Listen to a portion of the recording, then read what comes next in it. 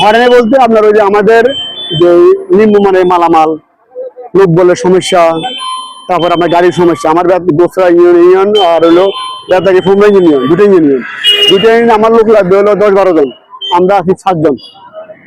আমার গাড়ি লাগবে 3 থেকে 4টা, গাড়ি আছে 2টা, তার মধ্যে একটা কন্ডম নষ্ট।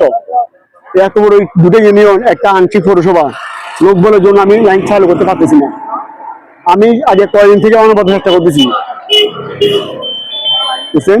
এখন এই যে কারেন্ট আপনার কতক্ষণ লাগবে বলে আমি সর্বোচ্চ চেষ্টা করব, সর্বোচ্চ। আমার দিক দিয়ে এই যে বিভিন্ন জনের বিভিন্ন আমার দিক দিয়ে কোনো ত্রুটি থাকবে না। আপনারা সবাই আমাকে চিনি, হ্যাঁ চিনি আমার লোক নাই।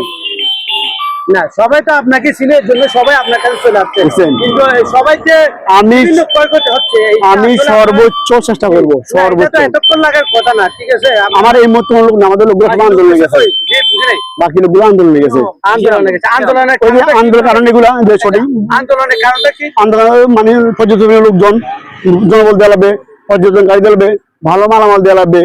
আমাদের মিঠাইগুলো হচ্ছে সমস্যা, ঘরে লোক থাকে না, মিষ্টি বন্ধ, বিল আসবে হলো 2000, 4500, 5000, অত বিল আসার কথা হলো 100-200। কিন্তু আমরা তো আমাকে চিনেন, আমাকে মিটারটা উনি দিছে, আমি তো আপনাকে লাগাই দিছি, কিন্তু মূল মিটারটা কিনছিল উনি, আমি শুধু বাহক, বার্তা বাহক। এই হলো আমাদের মূল সমস্যা।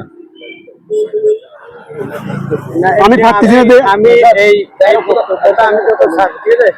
জনগণ তো একটা আশ্বাস হতে হবে আপনার থেকে, সব মানে আর কতক্ষণ লাগবে? আমরা আমার হায়রত থেকে এখানে বেশি না, এই যে আপনি ওখানে একটা উত্তরবঙ্গ